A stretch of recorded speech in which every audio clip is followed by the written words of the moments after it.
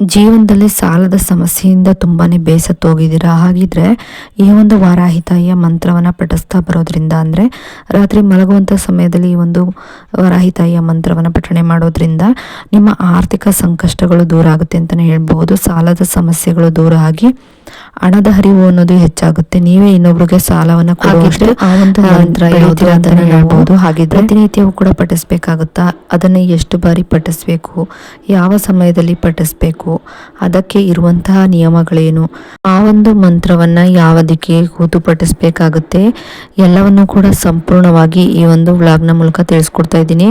ವಿಡಿಯೋವನ್ನ ಎಲ್ಲೂ ಕೂಡ ಸ್ಕಿಪ್ ಮಾಡದೆ ನೋಡೋದ್ರಿಂದ ಇದ್ರ ಬಗ್ಗೆ ಸಂಪೂರ್ಣವಾದ ಮಾಹಿತಿನ ತಿಳ್ಕೊಂಡು ನೀವು ಕೂಡ ಈ ಒಂದು ಮಂತ್ರವನ್ನ ಪಠಣೆ ಮಾಡ್ತಾ ನಿಮ್ಮ ಹಣಕಾಸಿನ ಸಮಸ್ಯೆಗಳನ್ನು ಬಗೆಹರಿಸ್ಕೊಳ್ಬಹುದಾಗಿರುತ್ತೆ.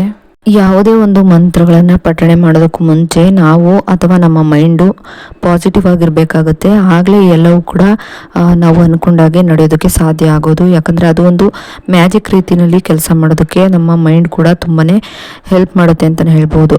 ನೀವು ಯೋಚನೆ ಮಾಡಿ, ನಾವು ಏನಾದರೂ ನೆಗೆಟಿವನ್ನು ಥಿಂಕ್ ಮಾಡಿದಾಗ ಅದು ನೆಗೆಟಿವ್ ಆಗಿ ನಡೆಯುತ್ತೆ ಅಂತ ಅಂದ್ಕೊಂಡಿದ್ದಾಗ ಅದು ನಡೆಯುತ್ತೆ. ಇದು ಮೊದಲೇ ಆಗುತ್ತೆ ಅಂತ ನಂಗೆ ಗೊತ್ತಿತ್ತು ಅಂತ ನೀವು ಒಂದೇ ಅಂದಿರ್ತೀರ. ಒಂದಲ್ಲ ಒಂದು ವಿಷಯದಲ್ಲಿ ನಿಮ್ಮ ಜೀವನದಲ್ಲಿ ನೆಗೆಟಿವ್ ಆಗಿ ಥಿಂಕ್ ಮಾಡಿದಾಗ ಅದು ಆಗಿರುತ್ತೆ ಅಲ್ವಾ. ಅದೇನೇ ನಾವು ಪಾಸಿಟಿವ್ ಆಗಿ ಕನ್ವರ್ಟ್ ಮಾಡ್ಕೋಬೇಕಾಗುತ್ತೆ.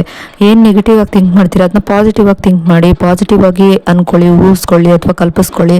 ಹೀಗೆ ಮಾಡೋದ್ರಿಂದ ನೀವು ಏನೇ ಅಂದ್ಕೊಂಡಿದ್ರು ಕೂಡ ಅದನ್ನು ಸಾಧಿಸ್ಬೋದಾಗಿರುತ್ತೆ ಅಥವಾ ಅದನ್ನು ಪಡ್ಕೋಬೋದಾಗಿರುತ್ತೆ. ಹಾಗೆ ವಾರಾಹಿ ತಾಯಿಯ ಮಂತ್ರಗಳನ್ನು ಪಠಣೆ ಮಾಡುವಾಗ ಈ ಒಂದು ತಪ್ಪನ್ನು ಮಾಡಬೇಡಿ. ಯಾವಾಗಲೂ ಅಷ್ಟೇ, ಯಾವುದಾದ್ರೂ ಒಂದು ಮಂತ್ರಗಳನ್ನು ಪಠಣೆ ಮಾಡುವಾಗ ನಾನ್ ವೆಜ್ಜನ್ನು ತಿನ್ನಬಾರ್ದು. ಕೆಲವೊಂದು ವಿಡಿಯೋಗಳಲ್ಲಿ ಹೇಳಿರ್ತಾರೆ ನಾನ್ ವೆಜ್ಜನ್ನು ತಿಂದು ವಾರಾಹಿ ತಾಯಿಗೆ ಮಂತ್ರಗಳನ್ನ ಪಠಣೆ ಮಾಡಬಹುದು ಅಂತ. ಆ ರೀತಿಯಾಗಿ ಮಾಡಬೇಡಿ. ಹಾಗೆ ಮಲಗಿದ ಜಾಗದಲ್ಲಿ, ಅಂದರೆ ಬೆಳಗ್ಗೆ ಎದ್ದ ತಕ್ಷಣ ಅಲ್ಲೇ ಕೂತ್ಕೊಂಡು ಮಂತ್ರಗಳನ್ನ ಪಠಿಸ್ಬೋದು ಅಂತಲೇ ಹೇಳ್ತಾರೆ. ಆ ರೀತಿ ಮಾಡಬೇಡಿ. ಅಟ್ಲೀಸ್ಟ್ ಮುಖ, ಬಾಯಿ, ಕೈಕಾಲು ತೊಳ್ಕೊಂಡು, ಬರೀ ನೀರಲ್ಲಾದ್ರೂ ತೊಳ್ಕೊಂಡು ಆಮೇಲೆ ಕುತ್ಕೊಂಡು ಮಂತ್ರಗಳನ್ನು ಪಠಣೆ ಮಾಡಬೇಕಾಗುತ್ತೆ. ಇಲ್ಲ ನಾನ್ ವೆಜ್ ಏನು ತಿಂದಿಲ್ಲ ಅಂದರೆ ನೀವು ನಾರ್ಮಲಾಗಿ ದೇವ್ರ ಮನೆಯಲ್ಲಿ ಅಥವಾ ಎಲ್ಲಾದರೂ ಶಾಂತವಾಗಿರುವಂಥ ಪರಿಸರದಲ್ಲಿ ಕೂತ್ಕೊಂಡು ಈ ಒಂದು ಮಂತ್ರವನ್ನು ಪಠಿಸಬಹುದಾಗಿರುತ್ತೆ. ನೀವು ಪಾಸಿಟಿವ್ ಆಗಿ ಮೈಂಡ್ ಸೆಟ್ಟನ್ನು ಇಟ್ಕೊಂಡು ಪಾಸಿಟಿವ್ ಆಗಿ ನೀವು ಆಲ್ರೆಡಿ ನಿಮ್ಗೆ ಏನು ಅಂದ್ಕೊಂಡಿದ್ದೀರಾ ಅದು ನಡೆದಿದೆ, ಅದು ಸಿಕ್ಕಿದೆ ಅನ್ನೋ ರೀತಿ ಖುಷಿಯಾಗಿರಬೇಕು. ಹಾಗಿದ್ದಾಗಲೇ ನಿಮಗೆ ಜೊತೆಗೆ ತಾಯಿಯ ಈ ಒಂದು ಮಂತ್ರವನ್ನು ಪಠಣೆ ಮಾಡೋದ್ರಿಂದ ನೀವು ಏನನ್ನು ಅಂದ್ಕೊಂಡಿರ್ತೀರಾ ಅದು ಈಡೇರುತ್ತೆ ಅಂತಲೇ ಹೇಳ್ಬೋದು. ಅದು ಹಣಕಾಸಿನ ಒಂದು ವಿಚಾರದಲ್ಲಿ ಆಗಿರಬಹುದು, ಅಥವಾ ನಿಮ್ಮ ಸಂಬಂಧಗಳ ಒಂದು ವಿಚಾರದಲ್ಲಿ ಆಗಿರಬಹುದು, ಅಥವಾ ಭೂ ವ್ಯವಹಾರದಲ್ಲಿ ಅಥವಾ ಭೂಮಿಗೆ ಸಂಬಂಧಿಸಿರುವಂಥ ಏನಾದರೂ ವ್ಯಾಜ್ಯಗಳಿದ್ರೂ ಕೂಡ ಆ ಒಂದು ವ್ಯಾಜ್ಯಗಳು ದೂರ ಆಗಿ ನಿಮ್ಮ ಸಮಸ್ಯೆಗಳ ಬಗೆಹರಿದು ಅದಕ್ಕೆ ಒಂದು ಫಲಗಳು ಸಿಗಬೇಕು ಅಂದರೆ ನೀವು ಈ ರೀತಿಯಾಗಿ ಮಾಡಲೇಬೇಕಾಗುತ್ತೆ. ಇದಕ್ಕೂ ಮುಂಚೆ ನೀವು ಒಂದು 15 ನಿಮಿಷ ಮೆಡಿಟೇಷನ್ನ ಮಾಡಿ, ಪ್ರತಿದಿನವೂ ಕೂಡ ಮಾಡಬೇಕಾಗುತ್ತೆ ಮೆಡಿಟೇಷನ್ನ. ಆ ಮೆಡಿಟೇಷನ್ ಮಾಡೋದ್ರಿಂದ ನಮಗೆ ನಾವು ಮನಸ್ಸನ್ನು, ಮೈಂಡನ್ನು ಪಾಸಿಟಿವ್ ಆಗಿ ಇಟ್ಕೊಳ್ಳೋದಕ್ಕೆ ತುಂಬಾ ಹೆಲ್ಪ್ ಮಾಡುತ್ತೆ ಅಂತಲೇ ಹೇಳ್ಬೋದು.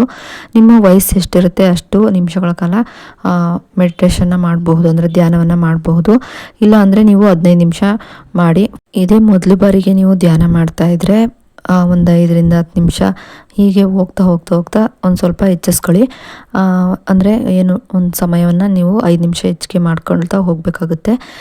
ಮಾಡ್ತಾ ಒಂದು ವಾರ, 1-2 ವಾರ ಆದ ನಂತರ ನಿಮ್ಮ ವಯಸ್ಸು ಎಷ್ಟಿರುತ್ತೆ ಅಷ್ಟು ನಿಮಿಷಗಳ ಕಾಲ ಮಾಡಿ ಅಂತಲೇ ಹೇಳ್ಬೋದು. ಅದಕ್ಕಿಂತ 3 ಅವರ್ ಮಾಡೋದ್ರಿಂದ ತುಂಬಾ ಒಳ್ಳೆಯ ಫಲಗಳು ಸಿಗುತ್ತೆ ಅಂತಲೇ ಹೇಳ್ಬೋದು. ಯಾಕಂದರೆ ಆವಾಗ ನಾವು ಆಧ್ಯಾತ್ಮಕ್ಕೆ ಎಂಟ್ರಿ ಆಗ್ತೀವಿ. ಆಧ್ಯಾತ್ಮದಲ್ಲಿ ತುಂಬಾ ಒಂದು ಒಳ್ಳೆಯ ಫಲಗಳನ್ನು ನಾವು ಪಡ್ಕೋಬೋದು. ಹಾಗೆ ಸಾಧನೆಗಳನ್ನು ಮಾಡಬಹುದಾಗಿರುತ್ತೆ. ಅದು ನಮ್ಮ ಒಳ್ಳೆಯದಕ್ಕೆ ಆಗಿರುತ್ತೆ. ಹಾಗೆ ಮಾಡೋದ್ರಿಂದ ಕೂಡ ನಮ್ಮ ಜೀವನದಲ್ಲಿ ಸಕ್ಸಸ್ಸನ್ನು ಪಡೆಯೋದಕ್ಕೂ ಕೂಡ ತುಂಬಾ ಒಳ್ಳೆಯ ಸಹಾಯ ಮಾಡುತ್ತೆ ಅಂತಲೇ ಹೇಳ್ಬೋದು ಮೆಡಿಟೇಷನ್ನು. ಹಾಗೆ ಆ ಒಂದು ಮಂತ್ರ ಯಾವುದು ಅನ್ನೋದಾದರೆ, ಆ ಒಂದು ಮಂತ್ರ ಬಂದು ಹೀಗಿರುತ್ತೆ: ಓಂ ಐಂ ಹ್ರೀಂ ಶ್ರೀಂ ಓಂ ನಮೋ ವಾರಾಹಿ ನಮೋ ನಮಃ. ಓಂ ಐಂ ಹ್ರೀಂ ಶ್ರೀಂ ಓಂ ನಮೋ ವಾರಾಹಿ ನಮೋ ನಮಃ. ಓಂ ಐಂ ಹ್ರೀಂ ಶ್ರೀಂ ಓಂ ನಮೋ ವಾರಾಹಿ ನಮೋ ನಮಃ.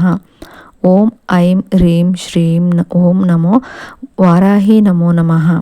ಓಂ ಐಂ ಹ್ರೀಂ ಶ್ರೀಂ ಓಂ ನಮೋ ವಾರಾಹಿ ನಮೋ ನಮಃ. ಓಂ ಐಂ ಹ್ರೀಂ ಶ್ರೀಂ ಓಂ ನಮೋ ವಾರಾಹಿ ನಮೋ ನಮಃ. ಓಂ ಐಂ ಹ್ರೀಂ ಶ್ರೀಂ ಓಂ ನಮೋ ವಾರಾಹಿ ನಮೋ ನಮಃ. ಓಂ ಐಂ ಹ್ರೀಂ ಶ್ರೀಂ ಓಂ ನಮೋ ವಾರಾಹಿ ನಮೋ ನಮಃ. ಈ ರೀತಿಯಾಗಿ ನಾವು ಈ ಒಂದು ಮಂತ್ರವನ್ನು 108 ಬಾರಿ ಪಠಿಸಬೇಕಾಗುತ್ತೆ. ಅಥವಾ 11 ಬಾರಿ 21 ಬಾರಿ ಈ ರೀತಿಯಾಗಿ ಪಠಿಸ್ಬೇಕಾಗುತ್ತೆ. ನಿಮಗೆ ಪಠಿಸೋದಕ್ಕೆ ಬರೋದಿಲ್ಲ ಅನ್ನೋರು ನೋಡಿಕೊಂಡು ಅದೇ ರೀತಿ ಬರಿಬೋದಾಗಿರುತ್ತೆ. ಬರೆಯೋದ್ರಿಂದ ಎರಡರಿಂದನೂ ಸಮಾನದ ಫಲಗಳನ್ನು ಪಡ್ಕೋಬೋದಾಗಿರುತ್ತೆ. ಈ ವಿಡಿಯೋ ಇಷ್ಟ ಆಯಿತು ಅಂದರೆ ಲೈಕ್ ಮಾಡಿ, ಶೇರ್ ಮಾಡಿ, ಕಮೆಂಟ್ ಮಾಡೋದನ್ನು ಮರಿಬೇಡಿ. ಇನ್ನಷ್ಟು ಇಂತಹ ವಿಡಿಯೋಗಳ ಬಗ್ಗೆ ಹಾಗೆ ಮಂತ್ರಗಳ ಬಗ್ಗೆ ಮಾಹಿತಿ ಬೇಕಾದರೆ ನನ್ನ ಚಾನಲ್ನ ಸಬ್ಸ್ಕ್ರೈಬ್ ಮಾಡ್ಕೊಂಡು ವಿಡಿಯೋ ನೋಡಿ. ಸಬ್ಸ್ಕ್ರೈಬ್ ಪಕ್ಕ ಬೆಲ್ ಐಕನ್ ಬಟನ್ ಇರುತ್ತೆ, ಅಲ್ಲಿ ಆಲ್ ಆಪ್ಷನ್ ಮೇಲೆ ಕ್ಲಿಕ್ ಮಾಡಿದ್ರೆ ನಾನು ಯಾವುದೇ ರೀತಿ ವಿಡಿಯೋ ಮಾಡಿ ಅಪ್ಲೋಡ್ ಮಾಡಿದ್ರೂ ಕೂಡ ನಿಮಗೆ ನೋಟಿಫಿಕೇಷನ್ ಮೂಲಕ ಮೊದಲು ಬಂದು ತಲುಪುತ್ತೆ. ಆಗ ನೀವು ನನ್ನ ವಿಡಿಯೋನ ಮಿಸ್ ಮಾಡದೆ ನೋಡ್ಬೋದಾಗಿರುತ್ತೆ, ಅದ್ರ ಬಗ್ಗೆ ತಿಳ್ಕೊಂಡು ನೀವು ಮಾಡ್ಬೋದಾಗಿರುತ್ತೆ. ಇನ್ನು ವಿಡಿಯೋ ನೋಡಿದ್ದಕ್ಕಾಗಿ ಥ್ಯಾಂಕ್ ಯು ಫಾರ್ ವಾಚಿಂಗ್.